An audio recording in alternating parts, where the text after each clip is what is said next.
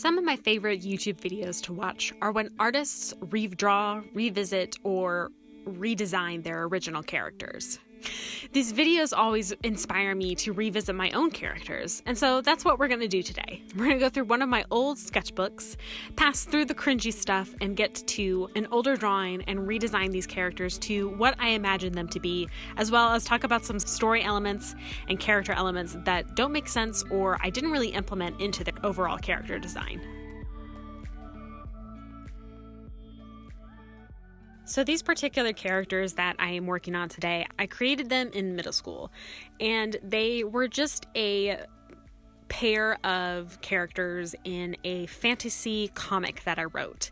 Now, granted, this comic was written in a lined paper notebook, and I would just use the lines as like my frames and wrote a story inside the notebook. So these two characters are named Elizabeth and Nathaniel. And that's pretty standard, like English, European inspired names, not very creative in that sense. So I'm not sure if I will actually go and rename them or not, depending on how, I guess, fantasy I want it to sound, because it is definitely a fantasy story. These characters, as you can see in my old drawing, they have great disjointed, disconnected arms, twig arms with great muscle anatomy, and I definitely also knew how to draw armor, as you can tell, and the only differentiating things between the armor was these little designs that I had put on their chest plates, which, again, none of this makes any sense. It reminds me more of like Minecraft armor, where it just looks like a big box that you like put over yourself. There's definitely a lot of room to grow from this picture, and I know more now how to draw armor than I did in 2008, which was when this picture was drawn, so 14 years difference. Something else that I did a lot with a lot of my character drawings is I drew them one way, which is facing directly toward the camera with at least their bodies facing directly toward the camera, and then they're looking off to maybe the side. I do also feel like I definitely suffer from the same face syndrome. A lot of my characters don't really look that different in the face other than their hairstyles, and maybe a slight differentiation in the nose, but not much. So for this new drawing, I didn't want to draw my characters just standing there doing nothing. I definitely wanted to draw them in a more action dynamic pose, so I looked on some poses off of Pinterest just to warm up my hands and found two poses that I really liked to use in the final drawing. But anyway, let's dive into the actual story about Elizabeth and Nathaniel. So the main thing, the story, at least how I started it, was Elizabeth is our main character.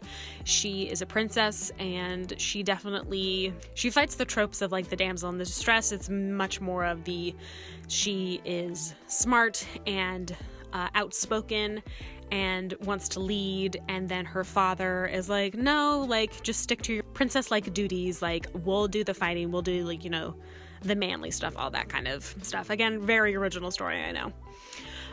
And Nathaniel was her right aide, one of her trainers, I guess, because at the beginning of my comic, they're doing, like, a friendly spar and kind of flirting, and that's really all you get from him and their relationship before I go to the next scene, which is at night, and Elizabeth hears like a disturbance in the hallway, so she goes out, and there's this giant creature that Nathaniel is fighting, and long story short, she finds out that Nathaniel was supposed to be sent to the kingdom to be an assassin and kill Elizabeth, but of course he starts developing feelings for her and can't do it anymore, so this creature has come to collect Nathaniel and bring him back to the main bad guy, which we'll get to in a moment.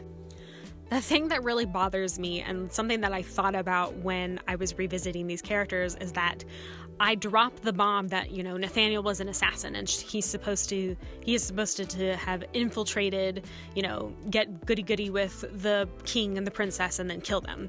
And then I never mentioned it again in the entire story. And so when I'm redesigning these characters, I wanted to draw Nathaniel in a pose that more resembles his assassin skills. Like he would be more of a fighter and maybe a little bit acrobatic, definitely athletic, and not just to have plated armor, but to have some leather armor. Because I had it in my story that he eventually gets married to Elizabeth, and I guess that they just sweep the "I was going to try to kill you" under the rug, which doesn't make sense at all. But again, this is my middle school brain writing this story, so it all works out just perfectly. So I definitely wanted to focus in more on that with the new pose for the new drawing. Another major part of my story and the fantastical elements, other than it being like in medieval times and castles and all that stuff, is the villain and kind of, again, reaching into Nathaniel's origins. I definitely, as I wrote 3 comics about this story, kind of like a, beginning, middle, end, but did it in like a trilogy. Where Elizabeth kind of lost the title of main character, and I guess I was just more inspired for Nathaniel's character. So our main villain of the story is, drumroll please, Arthur. I know, it's so innovative to name your villain Arthur. Can you tell that I love King Arthur and the mythology of Camelot, and my middle school brain definitely thought that was super original and no one would ever do that, and it's a great twist on the story. So anyway, Arthur happens to be Elizabeth's uncle, which I don't know if I'll keep that either. It's just a convenient plot ploy of like why, it's connected and why they are attacking the kingdom and all that. Well, Arthur is, I would call him, a warlock, a sorcerer, but he's a dark experimenter with magic, and the way that I'd written the story is he's collected kids over time, and Nathaniel happened to be one of them, along with his sister who appears in the sequel, which another convenient plot point for me, but I don't know if I'll keep her. But anyway, we're not talking about that story, we're talking about the first story. Nathaniel is adopted, quote unquote, by Arthur and is experimented on by Arthur, and Arthur basically creates, again, a very creative name, dragon serum, which is, I would say, like a mixture of dragon blood and some sort of magical components that he injected into his experiments, Nathaniel being one of them, and it allows the person to turn into a dragon. So not only is Nathaniel an assassin, he also can turn into a dragon. So, and it works a lot like Hulk, where you have anger, and the anger is the thing that triggers and allows you to turn yourself into a dragon. But now that I'm thinking about it, I think I even changed that in the second and third story and just kind of allow it to be, you will it, you change into a dragon. And the first story, and in this story originally, they turned into like massive, like normal, what you would normally picture as a dragon, which is definitely way bigger than a human. And definitely thinking about this story, I'm like, how would that work with the muscle and bone structure of a person? Would they die? How do their bones shrink and grow? Yeah. So there's a lot of, I think, story reworking if I were to actually write this story down. But especially for redrawing these characters, I was like, there's a lot of things in my story that don't make any sense. But for the drawing, I wanted to reference back to the fact that Nathaniel can turn into a dragon. So you'll see that one of his eyes actually is a different color than the other and is definitely more slitted to look like a dragon eye. Like I said, when I was approaching these characters, I really wanted to redesign their outfits and have it make more sense than just being able to be booth outfitted in Minecraft armor. So like I said, Nathaniel is getting some plates, armor like on his shoulder and his shins, but then everything else is leather and more fabrics to work more with his, I would think, agile self, as he is an assassin, and as well as the weapons that he has. Instead of just a plain sword, he gets 2 more short swords, which I think again would work more with his assassin story. And for Elizabeth, I definitely wanted her to represent that regalness and authority that she does have as a princess. In the third story, the third arc, I guess, of my story, she and Nathaniel are leading the charge because, of course, there is a big all-out war between them and Arthur's army. So I wanted her to have plate armor all the way, as well as a necklace, kind of like what the English and other medieval representations show of, like, you depict that, oh, this is a person of royalty, this is a person of importance.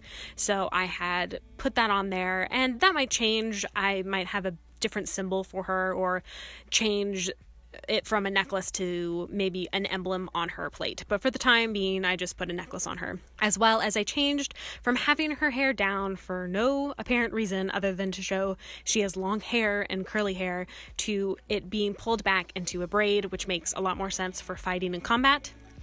So I'm definitely much more pleased with this design.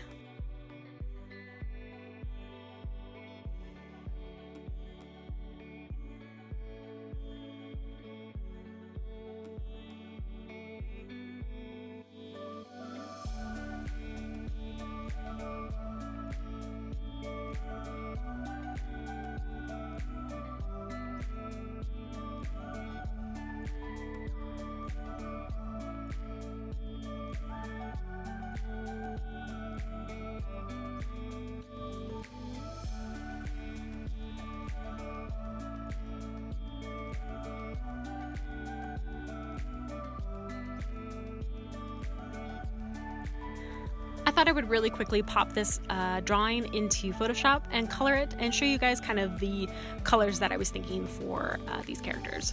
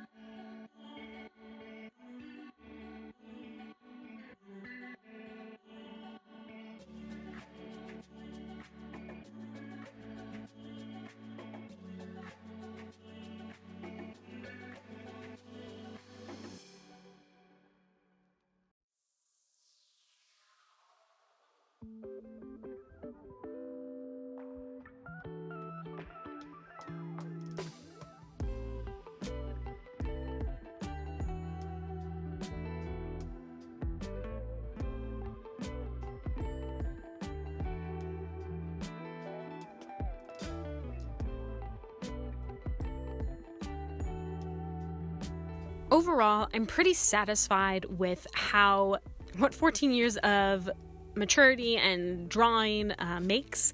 I would say that I really like how this redesign turned out, and I would love to know what you guys think of this new redesign. Do you like any part of this story? Do you think it's interesting? Do you want to see a part 2? I would love to know. Comment down below.